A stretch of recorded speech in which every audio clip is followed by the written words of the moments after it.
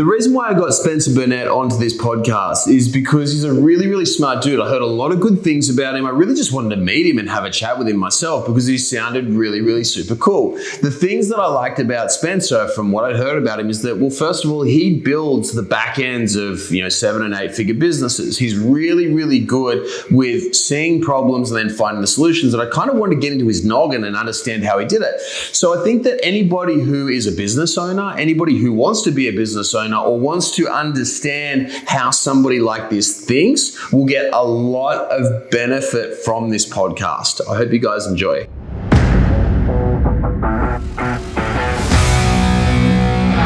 We're live. Thanks for coming on, sir. Thanks for having me, dude. I'm excited. So, as we were discussing before this, how do we describe what you do? What is the best way to define what you do at Spencer Burnett? What I do is I help companies that are growing really fast, that they almost break. Speed kills, right? And in growth without stability causes an implosion. So what I do is I help companies that are at that growth phase where if they are to double their business in the next 6 months, it'll actually crumble the business. Why would it crumble the business?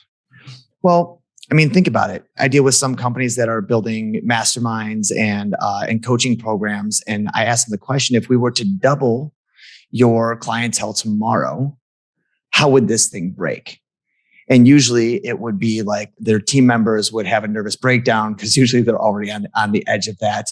Delivery would start to suffer and the clients wouldn't be getting the attention that they need in order for them to move through the program. And, the communications between the sales team and the admin team and the delivery team would, continue to struggle.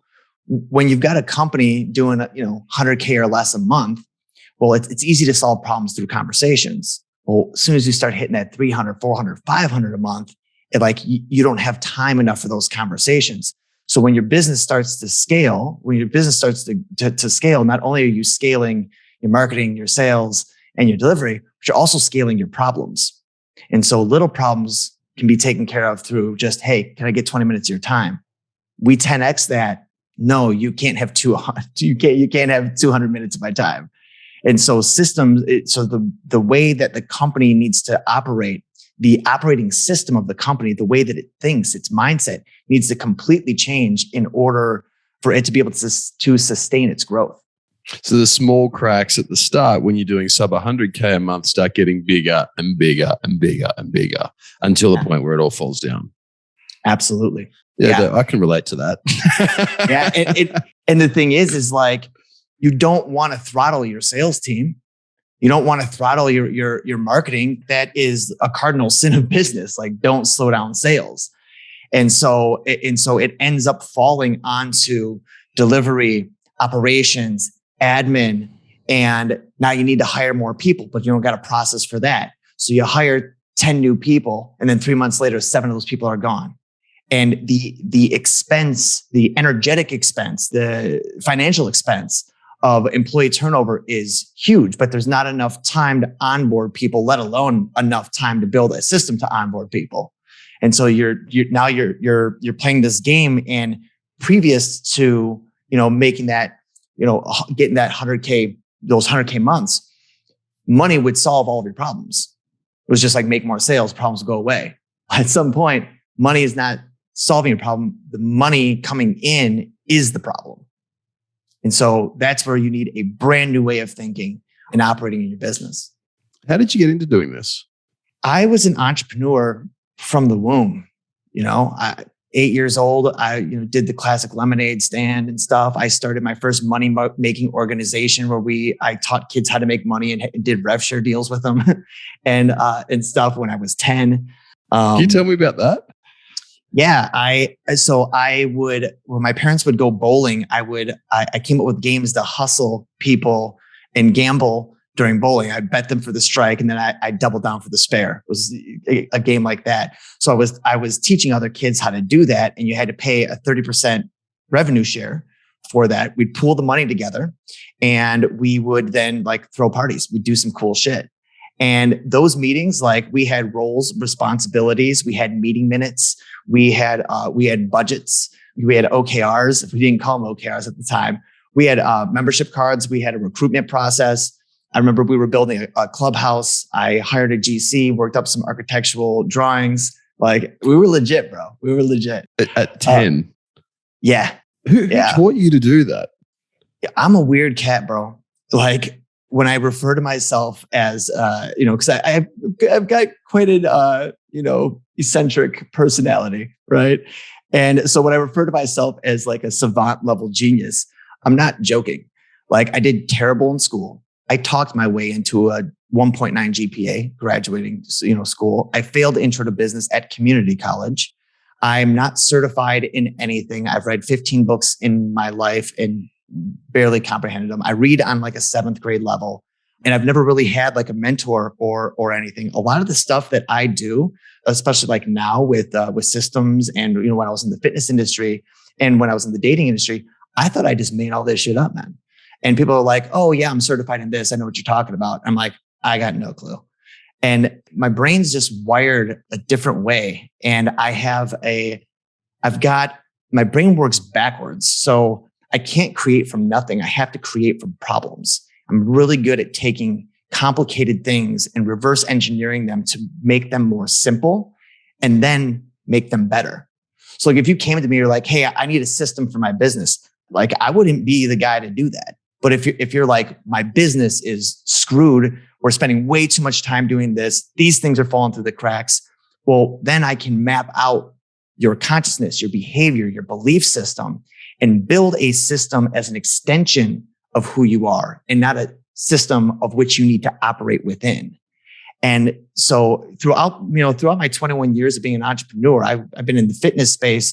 I've been in the NLP space, even though I'm not certified in NLP.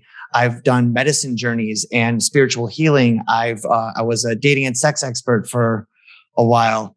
And I have an ability to take excellence and failures and be able to reverse engineer them and just plug it into my head. So like, whatever I choose to focus my thing on, I can teach myself how to be pretty exceptional at it. So, well, most people who get a 1.9 GPA, which is barely passing, right? The GPA is out of 4 in the US. Is that right?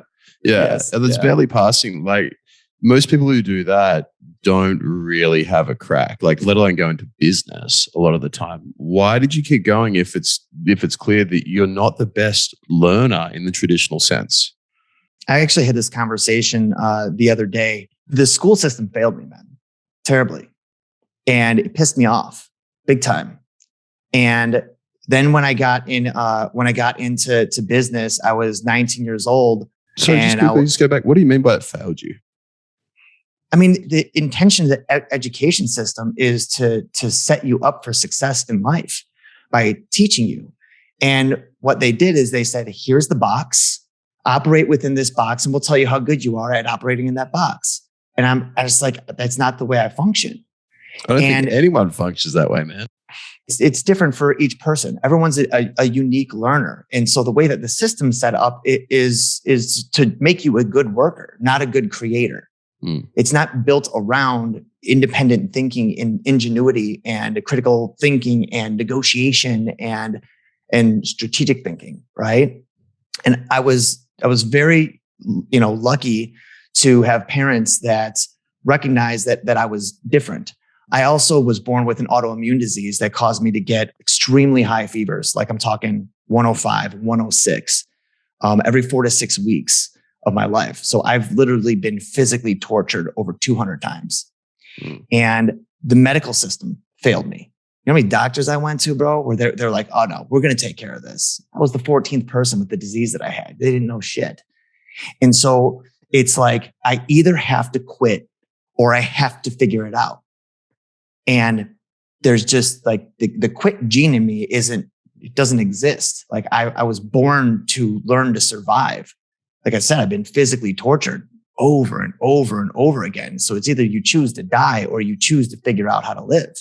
What affected all that, like, having, because that would have fucking sucked, man. Like, 105, 106 is hot. Like, for us in Celsius, it's going to be like 38, 40 type thing. It's like, that's hot. That's really hot. Like, what impact did that have when you were on the way that you think, that all that suffering from a young age? In order to stop me, you have to kill me. And if you're not going to kill me, then I'm going to take whatever complicated thing was given to me. And once I sort through it out, on the other end of that is wisdom. So you can either be a victim and let it crush you, or you can navigate through it and steal all its secrets. That's the thing about like problems and darkness and demons and monsters and all that shit. People run from that shit. No, in the darkness is where the gold is. If you're courageous enough to step into it. And so it taught me, perseverance. It taught me not to trust, for lack of better terms, the man. Like all of collective medicine could not heal me. I healed myself. When I turned 30, rewired my brain, never got sick again. And not only that, yeah. So with my disease, they said after like decades, they found out that if you got your tonsils removed, that like 80% of the people that had this were relieved of all of the symptoms. But no doctor would touch me because I was an adult, and it was considered an elective surgery because it's not a very popular disease. And so I'm like, are you fucking, am I able to swear here? Like, yeah, I'm like, yeah, sorry. I'm like, are you fucking kidding me? I've been tortured for decades, and this is a possible solution. You know how much crazy fucking stuff I've done, and you won't do this? And I was pissed. And I realized that, when I would get sick, I would get swollen glands and I'd start to get a headache, and it would trigger me. It was like when you get a headache, it's probably like, oh, I might want to lay down, take an aspirin, or cold compress in the head or whatever. When I get a headache, it's a trigger. It's a whisper. I'm coming. I'm coming. I'm coming. And it's like, prepare, because you're about to go down. And what would happen to me is like during major moments in my life, when I opened my first business, when I did my first bodybuilding show, when I wrote my first book, when I got engaged to be married, when I like all these big moments, I would get sick and I'd be hospitalized. And then I realized that when that would happen, I would get triggered. I'd fight and be like, fuck this. I'm going to work my ass off. And then once it knocks me down, I'm going to rebuild back myself up and go again. Then I realized it's not working against me. It is actually telling me what to do, but it's delivering it in a way that's a little painful. So it's a headache, but really what it is a tap on the shoulder of my consciousness being like, hey, slow down. But instead I was doing the opposite, speeding up and pushing through. Yeah. Like most men, it's like, just push through, go harder, harder, harder. So then what did you do? Like, what do you do to manage that so that when that little headache, the little tap comes in and says, hey, slow down. Like, how do you actually slow down?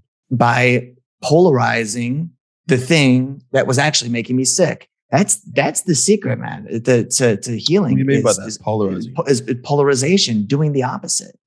And so it was like that would hit and it would trigger the competitive side of me and be like, no, I'm going to beat this. I'm going to work through it. I'm going to work even though I'm sick.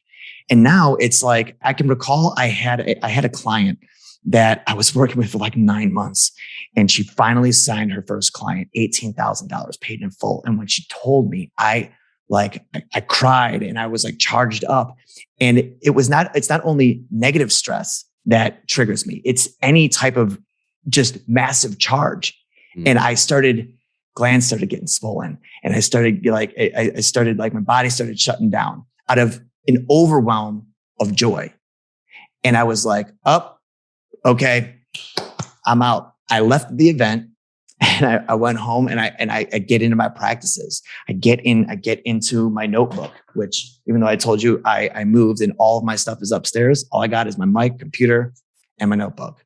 Get back into my breath work, get back into my meditations, get back into the connection that I have with my guides, with the creator, with your body. And so, what do you mean by the guides and the creator? Like, what do you do there? Well, the human, the universe as we perceive it has different dimensions of existence, right? You've got earthly stuff, plants, rocks, trees, and shit like that, right? It simply just exists. The second is creatures, right? They're made out of matter, like the first dimension, but they also have like instincts and they can move and make decisions. Third level is humans, like we're animals, but we have the ability to perceive the future and remember the past. And so, because we have language that allows us to do that, or grammar. And then the fourth level is the ethereal world. And the ethereal world is that angel on one shoulder and the devil on the other. And in this ethereal world, it's a world that you can't see, but you definitely can experience, similar to Wi-Fi. No one's ever seen Wi-Fi, but we can experience the effects of it because me and you are on two totally different sides of the world. And so it's the same thing with the spiritual world. And there are creatures there similar to, there's creatures like plants and trees and, creatures like dolphins and dogs and beetles. And then humans, don't get me started there. And then in the ethereal world, there are creatures, angels, different types of angels out there. And again, every religion talks about this. They just use a different vernacular. And then there's demons or monsters or whatever. And they're the negative beings. And then at the top level is the creator. It's everything that is, right? The all, right? The universe. And so humans have this really incredible privilege that we're the only creatures in the universe that get to experience consciously all five of those levels simultaneously, because dogs can't meditate and call their friends and plan their birthday party 2 years in advance. And angels can't eat pizza or have sex, right? And so humans get to be able to experience this. And so there's different messages that we get both from joy and from pain. Nevertheless, they're all objective messages that are delivered through two different types of emotions, negativity, positivity. But nevertheless, we think that our monsters, our demons are fighting against us and our angels are there for us. No. They're all conspiring for your well-being. They just communicate in different ways. Does this make sense? Yeah, totally. But when you say that we have the ability to access all five levels, I would argue that most people only access the first three, because if you look at the way we are these days, we're pretty spiritually dumbed down. I mean, I even look at myself before I started getting into my hippie stuff, right? And meditating more and reading more and understanding religions and Taoism and power now and presence and whatnot, all that sort of stuff. We're not very connected. So in your experience, what is the best way to get connected with those two upper levels? Step one is awareness. It's like a report card, right? And although I didn't do well in school, the analogy remains the same. You've got English, you got math, you got science, you got reading, you got physical education, all the things, right? And you need to make sure that a well-balanced person is doing well in each one of those things, right? Now, what happens in school if you're failing math? You get a tutor. You get someone who's really good at it, and you got to put in extra time to balance out the deficiencies that you're dealing with because of whatever struggle you're having. And so that's why mentorship is so important, is because if you're struggling with the connection to your body and your cells are sick and they're slow, just on a cellular level, you're not doing well. You got to seek guidance there and accountability. And if your systems, your body, your muscles, your lungs aren't working, again, same thing. On a human level, if you're struggling with your relationships or your place in life, right? And the same thing with the spiritual level. If you're struggling with what am I doing here? Why am I not happy? Why am I not satisfied? Why am I constantly struggling? Why do I have these ups and downs? Well, then you've got to find someone that understands the nature of that to give you support. But it starts with awareness, and that's why time in silence, meditation.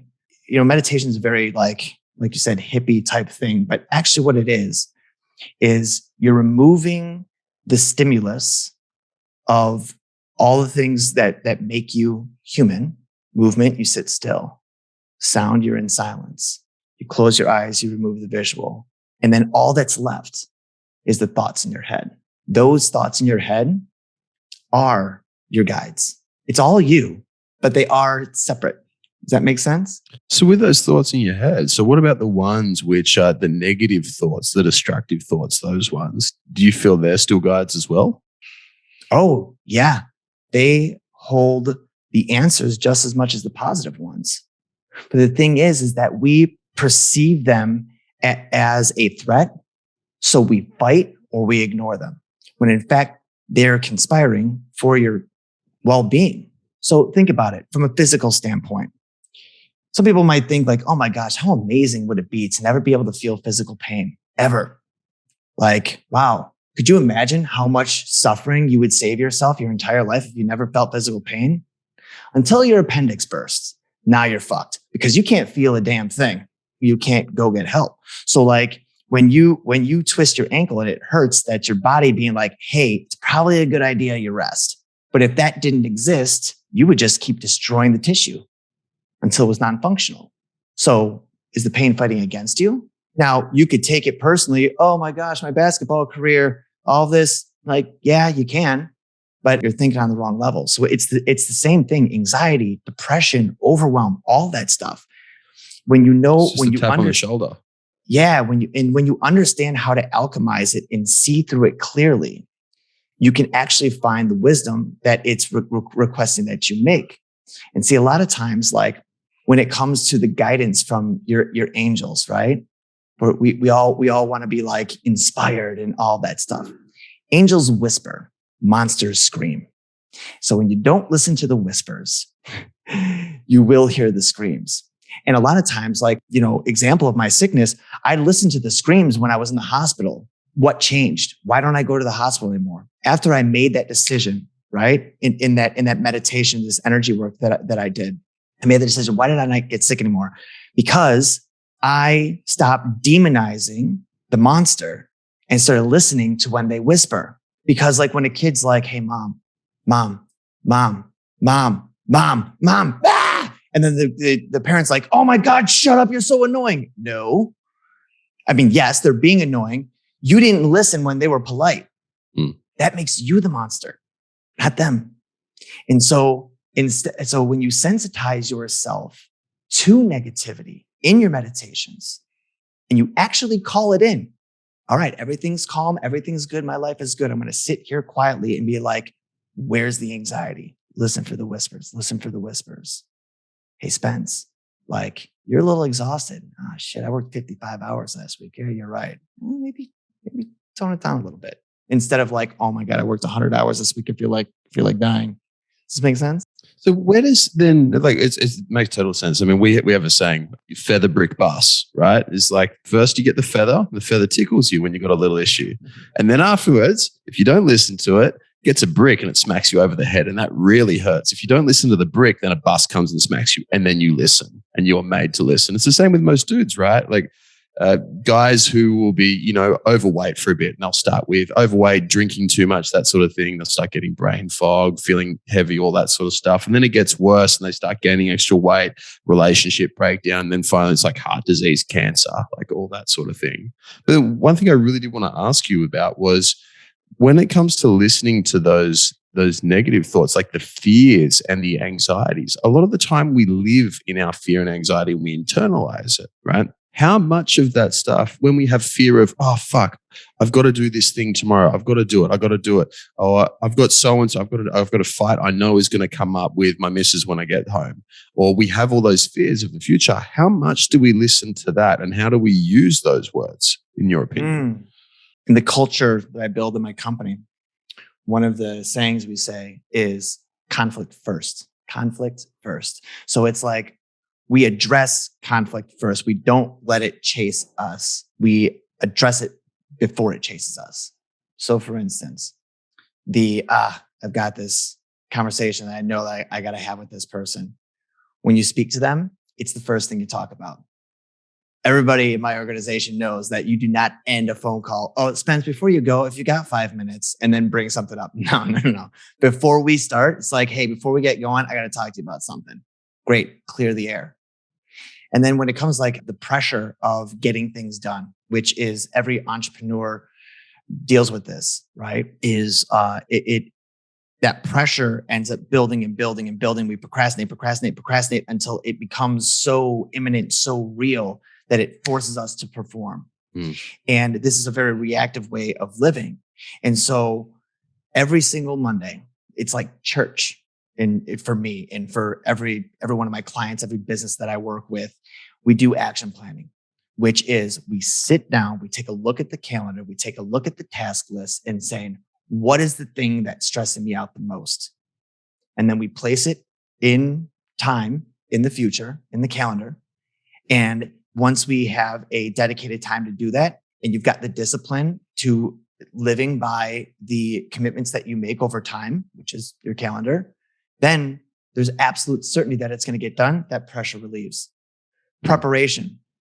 Preparation is the way in calling in that anxiety before it is the brick over the head. Yeah, so not pushing it off, actually using it. That's cool. I love that, because the solution to anxiety is action, is getting something done and like bringing the future into the now, which is that's super cool. So that's what planning is, bringing the future into the now and like setting yourself up to win. So one of the big things you do is you help businesses and business owners be more successful while being less stressful, like being less stressed at the same time. Like, where do you start with that? I know it's a difficult question to ask, very broad, but where would you start with that? It actually ties into exactly what we were saying, is what is happening throughout your week that is causing you the most stress? Let's look at that. And this is the difference between what I do and like a mindset coach, because it's all mindset. The thing that people get confused with is they think I'm a systems guy. No, I'm a mindset guy that once we rewire your mind, okay, your thoughts, then we need to rewire your commitments, your plan, and then we need to rewire your actions, your process. And so in my mind, I'm a real mindset person. Most mindset coaches just like give you the breakthrough. Well, nobody ever in the history of anything ever wanted a breakthrough. Breakthrough is bullshit, because no one wants breakthrough. We want transformation. Because we want transformation. Breakthrough is just the spark that lights the fire that causes the transformation. So it's breakthrough is necessary. But I mean, I'm sure you've met many people like this that always have a great idea, that are struggling with this one thing. And then it's like, oh my gosh, I went to this seminar. I had this huge breakthrough, huge realization, only to watch them 1 month, 2 months, 3 months later slide back into their old patterns because they didn't have a structure to implement that breakthrough and no way to measure whether they did. And so the way we measure is through integrity. It's the only KPI where your thoughts, your commitments, and your actions, all the same thing. How do you measure that? Again, through documentation and reflection. So step 1 is you project. Step 2 is you document. Step 3 is you reflect. So for instance, I say that, I want to work out 5 days a week, right? And it's like, okay, great. Awesome. I had this huge breakthrough. I got to get my shit together. Awesome. So motivated now. So it's like, all right, 7 a.m., Monday, Tuesday, Wednesday, Thursday, Friday. I'm going to plan. Now I committed. Then at the end of the week, I take a look at the calendar and I ask, did you do this? Yes or no? If the answer is yes, we're in integrity. Commitments or your thoughts, commitments, actions, all being the same thing. If not, now we get to have a conversation. What happened? What's missing? And now we can see what's wrong. It was raining outside and I had to walk to the gym. Okay, great. So now I know in the plan, we need a solution for that.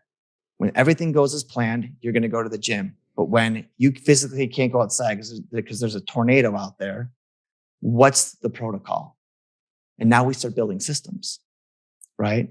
And so this is what I do in the business. Is like I've got one client. They're doing probably $500,000 a month, and she says to me, she said, we plan an hour a day to talk about client success and where all of our clients are. And it ends up being 3 hours every single day. And it's just chewing up our bandwidth. And I'm exhausted. I'm irritable. I need an hour break after that. And then explains all of that. I then go into, okay, now that you've told me, now show me, what does this meeting look like? Okay. Then she shows me the meeting agenda. And I'm like, well, where are you aggregating this information? How do you get the information on this person? And I literally saw this today. She clicked this application, this spreadsheet. Then I check this, And I'm like, geez, it's taking you 10 minutes to just get the information. So what if we did this? What if we built a way for you to be able to click on this person? We could see everything that you want to see that would save you 10 minutes per client. You've got 200 clients. So we're talking about 2,000 minutes across the 5 people that are on that call. You start doing the math, right? And so it's like, well, how do we do that? Well, we need to make sure that it's entered in a way that automates the way that it populates this view that you want to see in order for you to be able to identify how this client's doing. Well, how do we do that? You see how I'm reverse engineering from like the pain into the steps. And then after that, it's just all automation after that. Like, totally. Again, people think it's a tech thing. It's not. I'm actually not very good at tech, but I'll tell you what I have done is I have built a custom CRM from scratch that ran my fitness business inside and out, from the client perspective to the accounting perspective to the management perspective and the KPI perspective, with a coder and an HTML coder and a designer. I don't know how to write code, but I do know how to architect a system and to communicate what I want to see and how I want it to function. So I can lead a team to do something that I'm actually not very good at, because I can see what it needs to do. I can see the way it needs to be used and what needs to be recalled. Because you can see where everything needs to be and you can understand the way that people think, going back to the mindset guy thing. Yep. And when that person says, well, this is the bit of information we need, this is the way that we do it now, I can see the way that they're functioning. Some people are very type A and they need information. They need data, right? Other people, they need the story. They need the narrative. And so I build the systems based around what they want to see. Well, if you do your analysis more over story than data, it's going to be a different system. Because technology should be an extension of how you behave. It should be like an extra set of arms, or like, a sonar, like dolphins have. It shouldn't be this mechanical thing that you have to learn to operate. It should be an extension. It should require no instructional manual. It should be effortless and just work with you.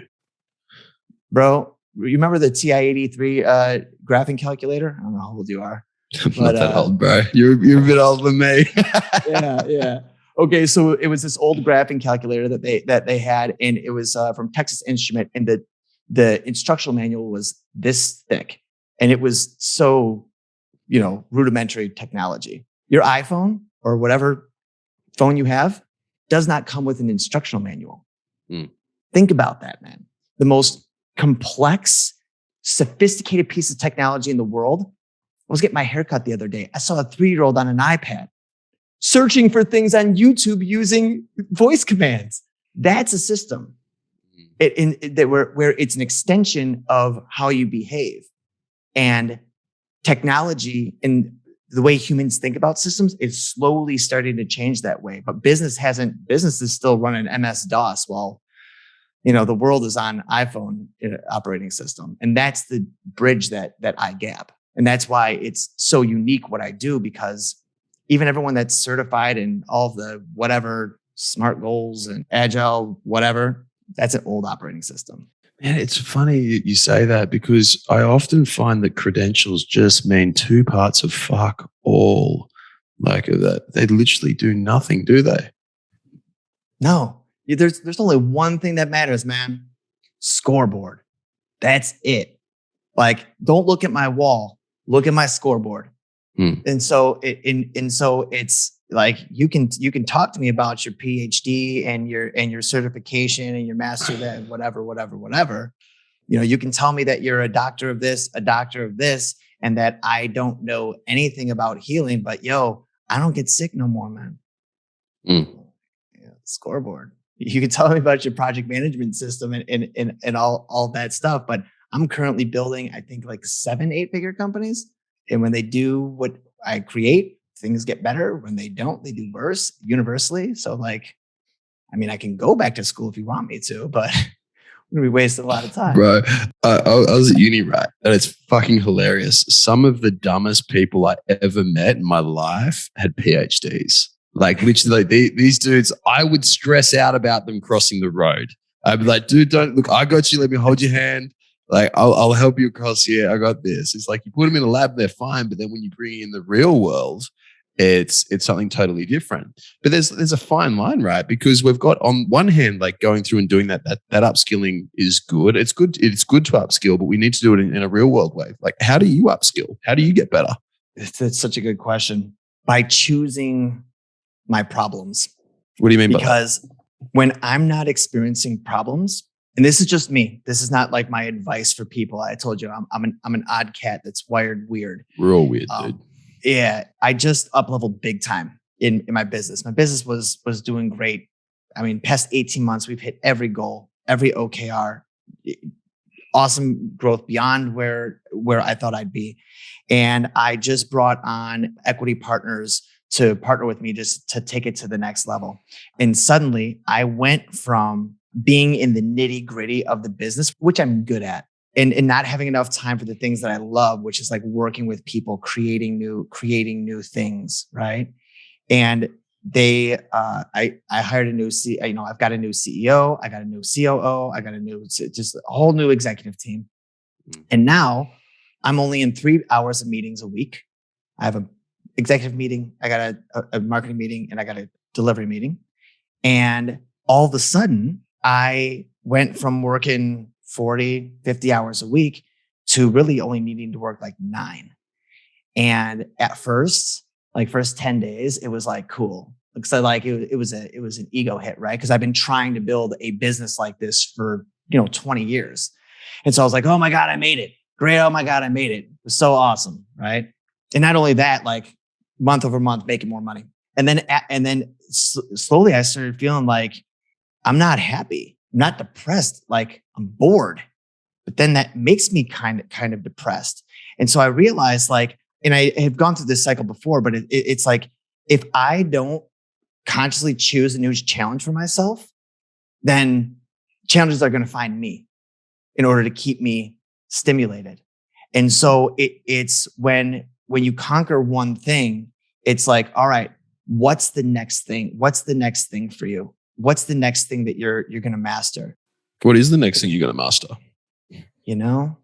James, this is the thing that I've been struggling with, is because I like to master things enough to the point where I'm better than everybody I know, but not the best in the world.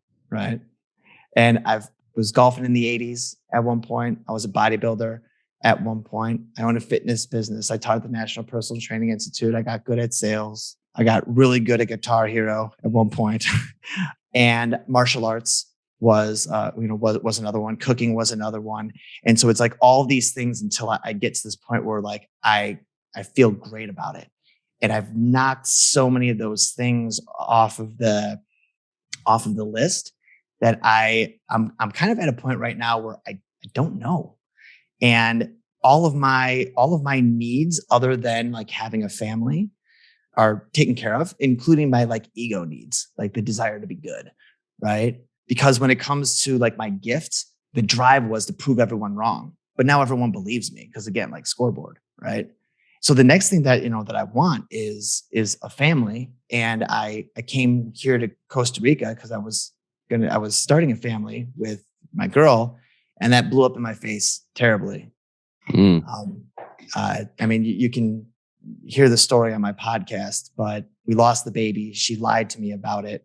I decided I didn't want to be with her. She tried to kill herself. I saved her life. She tried to kill herself again 2 hours later. And that was 3.5 months ago for me. So like, what were the angels saying then? Okay. I like, all right, I'll go there. What are my angels saying then? I don't know.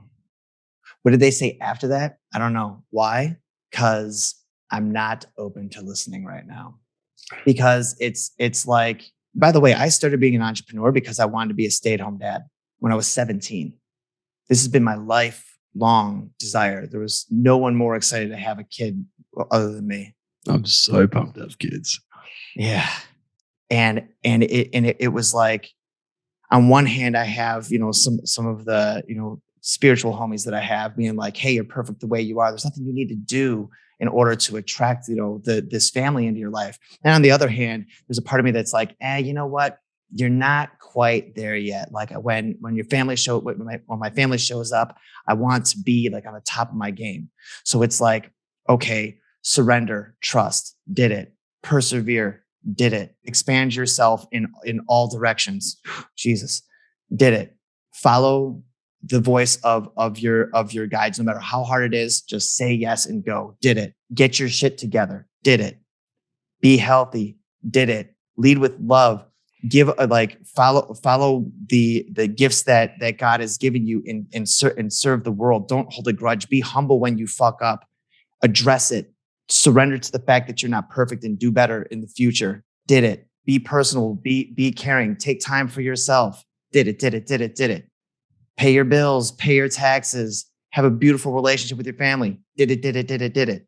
What did you learn? And then finally, I thought that I was like, okay, well, here's my family, which I had thought a number of times, probably 4 or 5 times in my life. I was like, okay, this is my person. We're going to have a family. I moved to Costa Rica. I got a place in Chicago and a place in Austin. I packed all that shit up in 3 weeks. And then I find out that the baby had died a week before I showed up and she didn't tell me. And so right now I'm taking time to be frustrated. And thank God that I have the team that I do, the systems that I've built, the culture that is instilled, the hard work of building the product, and the skill set to be able to compartmentalize. So when it's time to work, I work, and when it's time for me to just like fuck everything. Because that whole scenario should have ended me. When in fact, I now work a quarter of the time and make triple the money. Mm. And so what are the angels saying to me? You got to figure out the next thing. And we've created the space for you to do that. The time, the money, the connections with good people. And so right now I'm surrendering to the idea that my supercomputer can't provide an answer instantly, which is difficult for me. And so that's what I'm learning right now. Mm. You said something fucking awesome. I love. It's like you're giving yourself time to be frustrated. What does that get you? Like, what is the benefit for you of giving yourself time to be frustrated? I believe that we're here to experience all the things, full spectrum of emotions. And because there's benefits to all of them, right? And one thing that I've never done is I've never held a grudge, and I've never been pissed at God or my guides. I've always like, something bad happens to me. I'm just like, okay, I accept it. We'll move on. I still trust. I still love. And it's actually happened last week where I actually expressed anger, rage, and not in a loud way, just in a deep way. And to be a well-rounded human, it's important that we are familiar with the monster, so we then can control how it affects us, as opposed to being soft, right? And being avoidant of it. And so my parents raised me, specifically my dad, of just like, trust God and let it go. Like, address it, but then just like let it go. And I've always been able to see the value in all negative shit. You asked me about being sick. I've also had a company that went bankrupt. I've also been divorced. I mean, I was married when I was 21, divorced at 23. So not like that big of a deal, but nevertheless, some shit, right?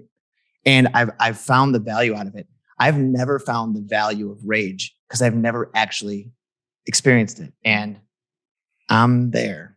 And instead of like being the instantaneous healer, the instantaneous solution provider, I'm actually just sitting here being like, I know I'll get it. I know I'll find the next thing. But how can you still know who you are and be confident in the plan and your ability to create what you want, even in the midst of your anger and your doubt, even when it lasts a while? Oof.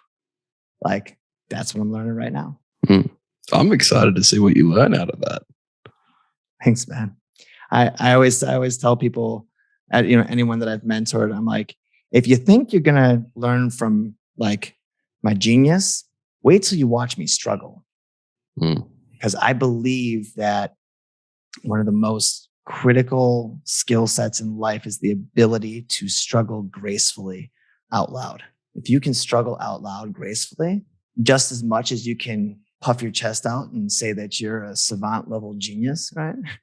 Like, the tools that you have to create and co-create with others are so vast that your imagination is just like the only limiter.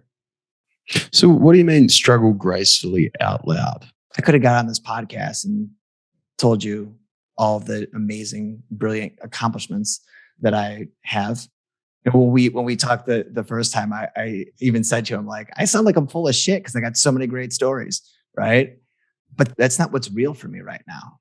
And the thing is when people respect you because of your accomplishments and of like and your you're kind and you're wise and stuff like that, and then they see that I'm going through this, right?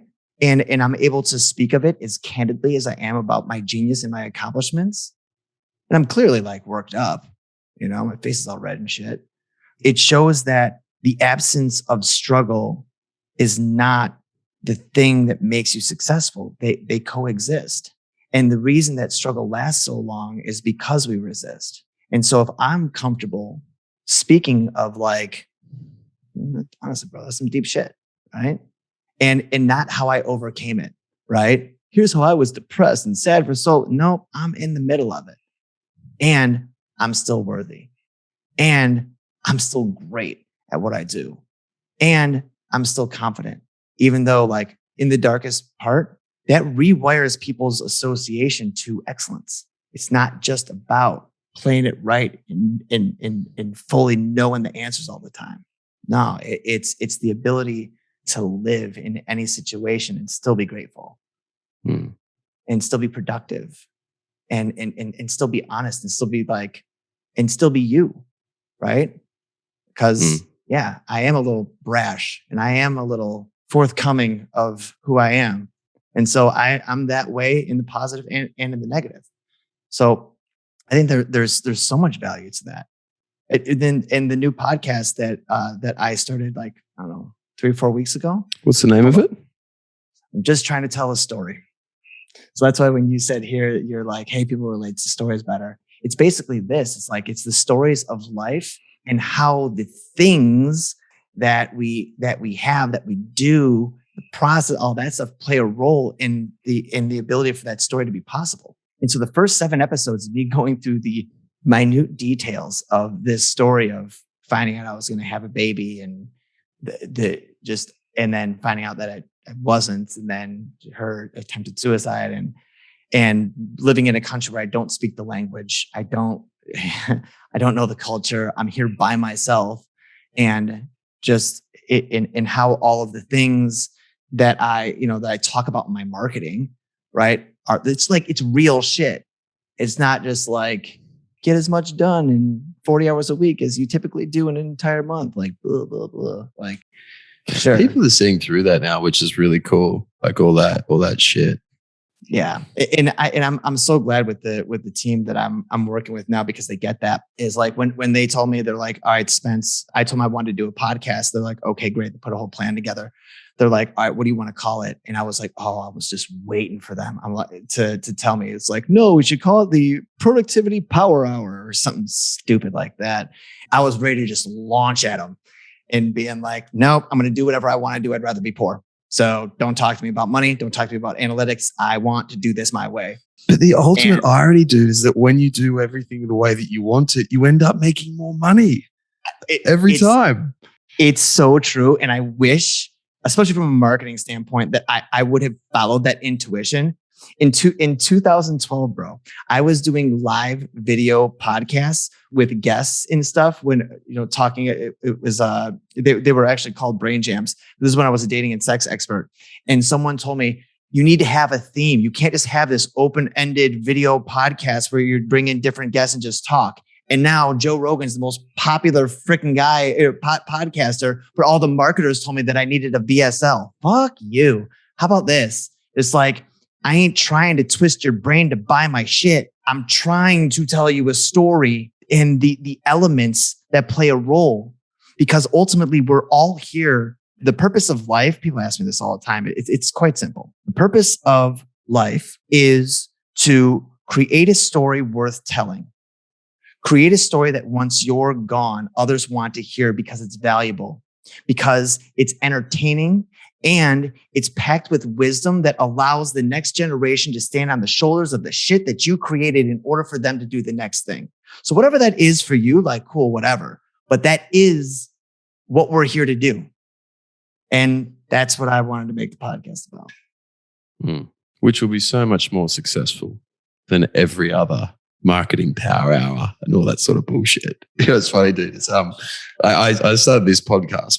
I fucking love talking, and I was like, I don't get to talk to enough cool people. Like, I just want to sit on and I want to listen. I want to learn from you. I want to learn your perspective on life. Like, that's all I want to do. And it's funny because it's actually been quite successful. The company who edits it and all that sort of stuff, apparently where they're number one performing at the moment in terms of how quickly it's growing, because I just don't give a fuck. Like, all of our marketing, like, I'm not a good marketer as such. Like, I'm not a traditional marketer who studied copywriting and all that sort of shit.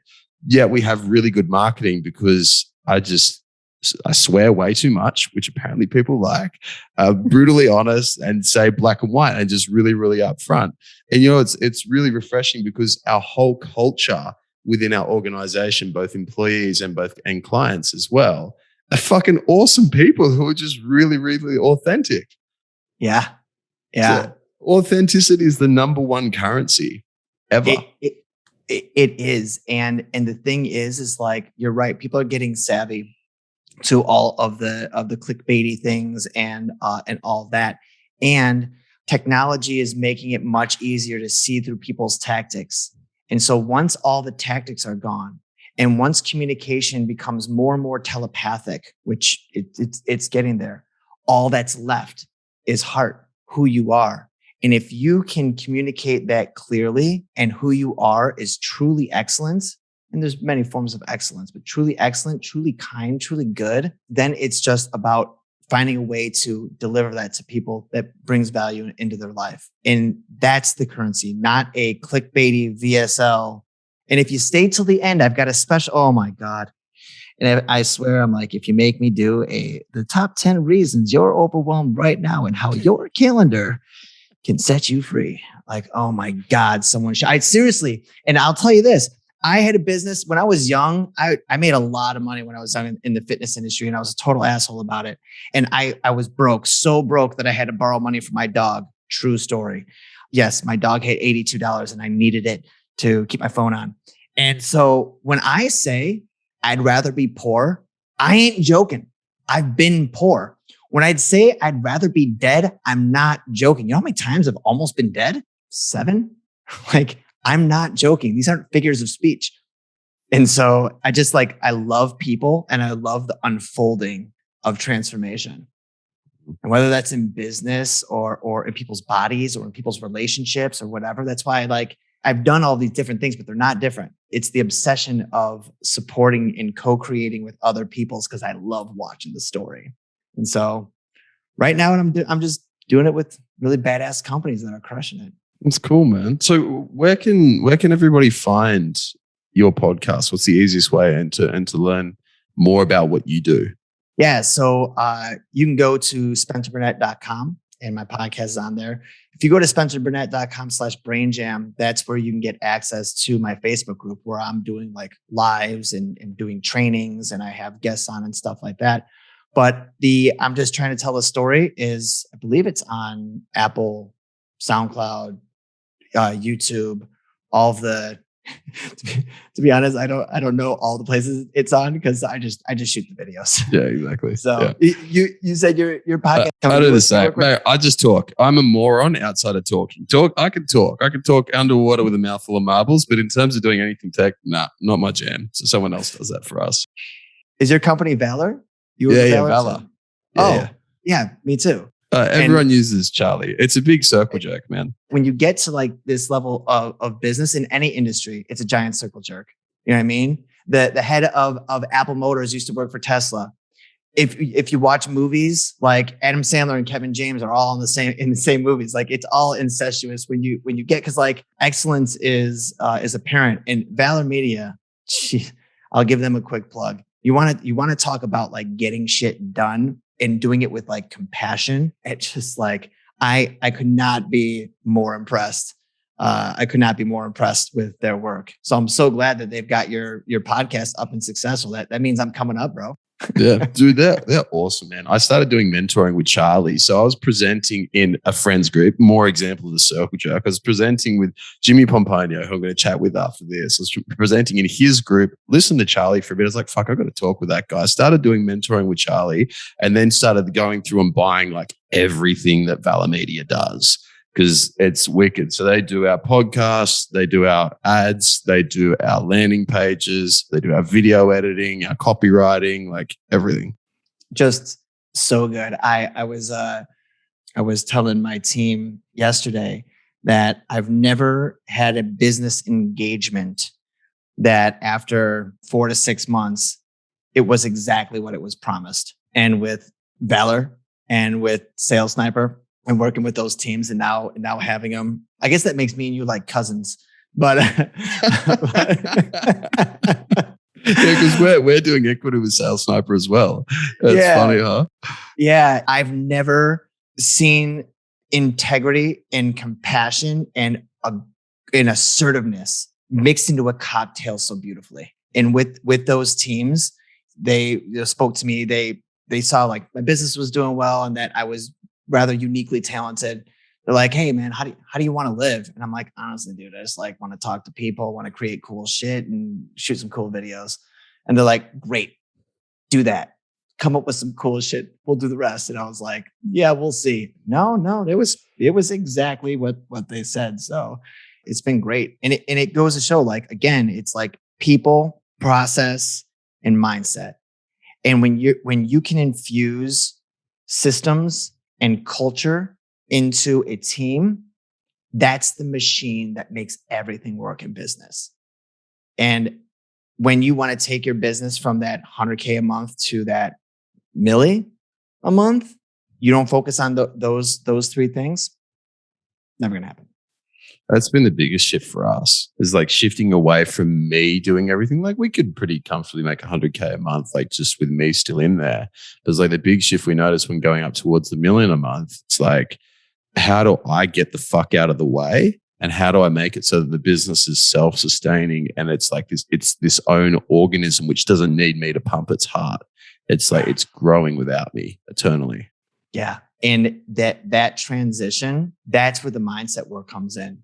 Because you literally have a different job now. The things you worry about are different. The expectations different. Your day-to-day different. The way you measure your value to the organization different. And so when you start to feel nervous, the brain starts to say, I'm nervous. Well, what did I do last time?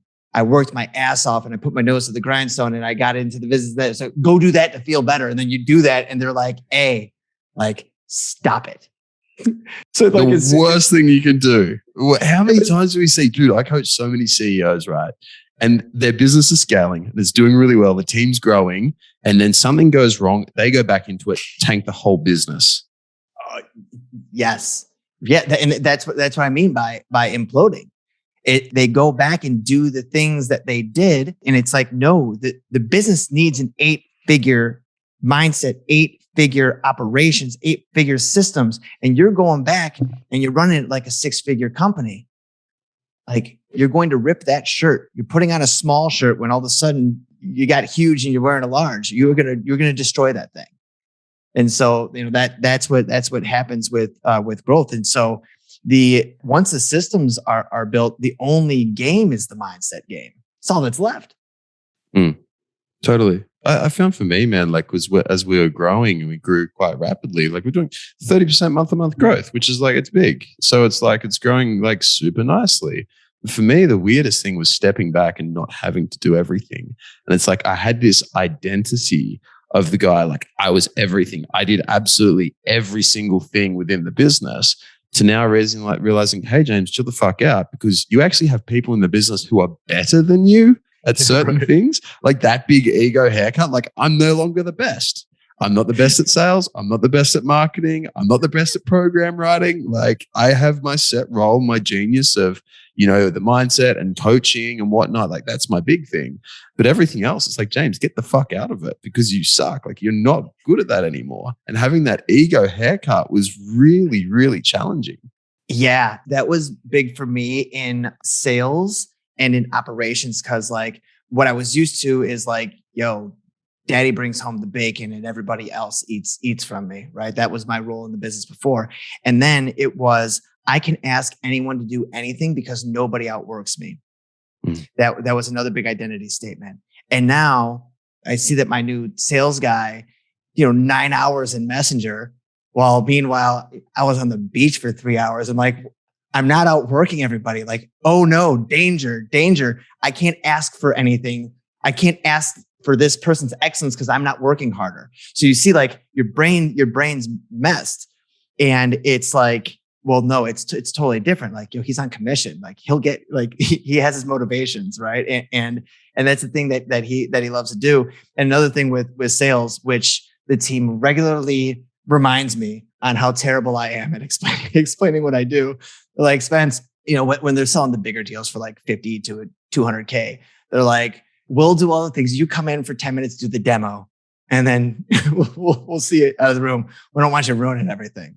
And like, to be that guy, like me, I used to teach sales at the National Personal Training Institute. Like, are you kidding me?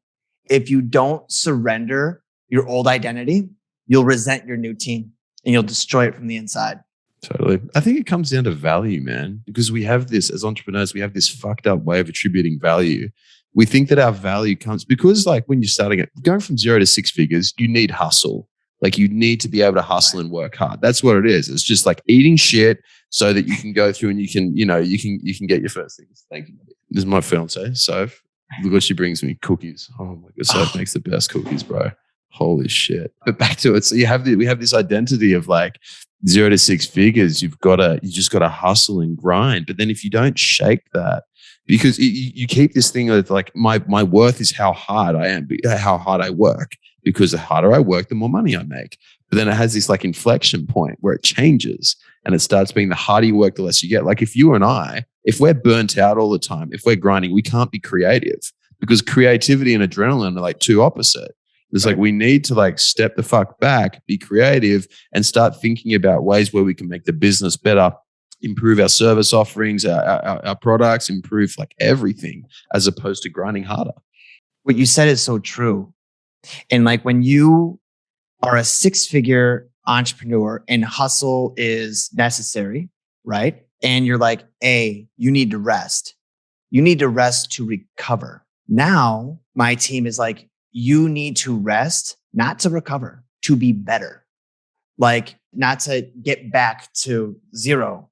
You need space to think. And that was when I made the transition of the hustle to now then having a small team and like working my way up to like being a true business owner, where you're no longer even the CEO. You're just the founder. Like, I don't even know what my title is anymore. I'm just Spencer, I have found that the most valuable time is the time to think, not to do. That's what I'm learning, right now, is like, you have nothing left to do. I don't have a single bad relationship in my life. I don't have a single health problem. I don't have a single money problem. I don't have a single staff problem. I don't have nothing. Like, learn to just be. And that, for someone who grew up to be a warrior, is very difficult. It's very difficult to teach a warrior how to garden. Yeah, totally. Yeah, totally. But you need to have that change in mindset, or you do burn out, and everything stops working and doesn't get anywhere. Yeah. But dude, thank you so much for coming on. I fucking loved this chat. This is really cool. Yeah, it was great. This is actually quite healing. So thank you for inviting me here. Like, it really allowed me to like open up even more. So, I feel like I received a bunch by just being here. You know who really won though from this conversation? Valor Media, because the ads that they're going to be able to get from this, you can't buy that type of publicity. You can't write a script for the type of things that we said. Because again, talk about being authentic. Again, scoreboard, like, our shit's awesome, and it's because the way it's produced is so good. Otherwise it's just two dudes just talking. We'll have to hit up Charlie for a discount because we just plugged in for 5 minutes straight. That's awesome. Thank you very much, man. I'd love to have you back on sometime soon and go a little bit deeper into this. For sure, dude. And let me have you on my podcast too. Oh, yeah. Let's do it. Tell some stories. Yeah, for sure. Done deal. Thank you, sir. I appreciate you, man. All right. Thanks, James. Cheers, Spencer. I hope you enjoyed the video. If you got something out of it and you want to learn more, click the link below or type in High Performance Conversations with James Cant and you'll be able to check out all the podcasts that we've done. We cover a stack of different topics, everything from getting your mojo back, overcoming anxiety, self-doubt, self-esteem, and learning from some of the industries and some of the world's top performers in both business and in health. Look forward to having you on there.